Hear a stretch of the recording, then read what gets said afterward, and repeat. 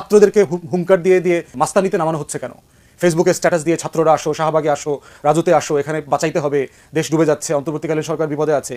Dhaka college city কলেজের মারামারি শুরু হয়েছে কি বাসে ওঠা নিয়ে, বুয়েটেক্স পলিটেকনিকে কে নিয়ে শুরু হয়েছে টং দোকানে চা খাওয়া নিয়ে। মানে কত ছোট এবং মানে কত ইগনোর করবার মতো মানে মিনিমাল ইস্যুসগুলো নিয়ে বাংলাদেশে মারামারি হচ্ছে। এবং আমি সোফা শুনলাম 6-7 জন নাকি আজকে মারাও গেছে। এর ভিতরে দেখলাম যে ব্রুটালি পিটায় মারতেছে, লগি বৈঠার সেই সময়কার পিটায় মারার ঘটনার ছবি দেখলাম, যে লুঙ্গি পরা এই সেই, এবং দেখলাম যে লোকাল আওয়ামী লীগের ছোপা আওয়ামী লীগের লোকজনও এই মারামারিতে অংশগ্রহণ করেছে। তাহলে এটা যদি গোড়ায় যেতে হয়, একটা তো হচ্ছে রাষ্ট্রিক ব্যর্থতা আছে এখানে, রাষ্ট্রের এখানে একটা ব্যর্থতা আছে, ফান্ডামেন্টাল ব্যর্থতা আছে। রাষ্ট্রের ল এনফোর্সমেন্ট এজেন্সি, গোয়েন্দা সংস্থা টোটালি মানে কোনো ফাংশন করছে বলে মনে হচ্ছে না। অহিংস গণ অভ্যুত্থান বাংলাদেশ লিফলেট বিতরণ করছে, শাহবাগে আসলে 1 লাখ টাকা 5 কোটি টাকা হাবিজাবি দিবে, এই যে একটা বিশাল ক্যাম্পেইনটা সে করলো, সেটা এটা 10 ঘন্টায় করে নাই, 1 দিন 2 দিন 5 দিন 7 দিন ধরে কাজটা সে করেছে। তাহলে সেটা গোয়েন্দা সংস্থা নজরে আসলো না কেন?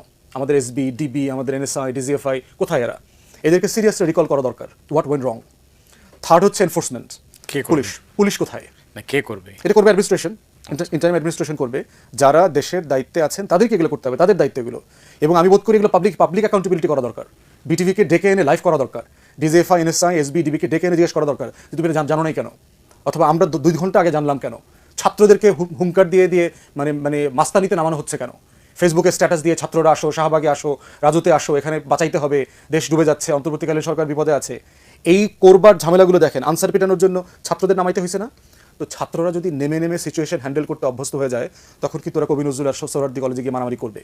ওরা তখন পলিটেকনিকে আর বুয়েটেক্সে মারামারিটা করবে, কারণ ও বোধ করছে যে এই রাষ্ট্রের সমস্যা সমাধান করতে হলে আমাকে মারামারি করতে হবে, আমাকে লড়াই করতে হবে। থার্ড একটা জায়গা হচ্ছে এই যে বিশাল জনগোষ্ঠীর ইন্টারভিউ দেখলাম আপনার বাসে করে, যারা মুন্সিগঞ্জ থেকে আশেপাশের জেলাগুলো থেকে, ঢাকার বস্তি থেকে এসছে, তাদেরকে যে ইন্টারভিউ করা হয়েছে, তাদের ইন্টারভিউ শুনলে বুঝবেন যে এই দেশের নাগরিক সমাজের অবস্থাটা কি। এদেশের 20 কোটি মানুষ কোন জমানাতে বাস করে? আপনার কাছে মনে হবে তারা 250 বছর 300 বছর আগের গুহা জমানাতে বাস করছে। তারা বিশ্বাস করে যে একটা ছোট্ট লিফলেটে লেখা আছে বলে শাহবাগে গিয়ে পৌঁছলে আমাকে 50,000 1 লাখ টাকা দেওয়া হবে।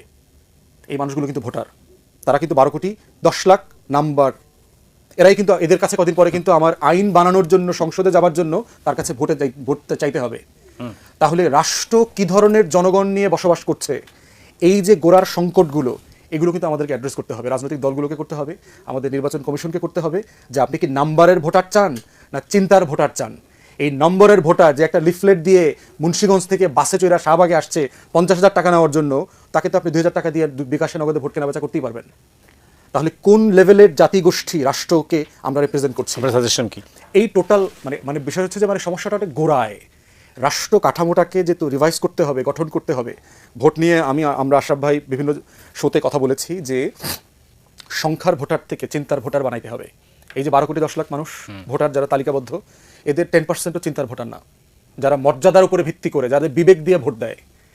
অনেকে অধিকাংশ লোক হচ্ছে লেনদেনে ভোট দেয়। আমাকে ফুসপানি খাওয়াইছে, পান খাওয়াইছে, বিড়ি খাওয়াইছে, সিগারেট খাওয়াইছে, আমার খালা দাঁড়াইছে, মামু দাঁড়াইছে, চাচা দাঁড়াইছে, আমি অমুকের চিনি, অমুকের বাপ মহান ব্যক্তি ছিলেন, অমুকের দাদা মহান ব্যক্তি ছিলেন, অমুকের দল বিশাল দল, অমুকের বিশাল রাজবংশ ছিল, অমুক অনেক ধনী মানুষ, তারপরে 500 মোটরসাইকেলে করে উনি রোড শো করছেন, অমুক জায়গাতে মমতাজ গিয়ে গান গাইছে, আব্দুল কুদ্দুস বয়াতে চুল নাচাইছে, ঠিক আছে আমি ওখানে গিয়ে একটা ভোট দিই।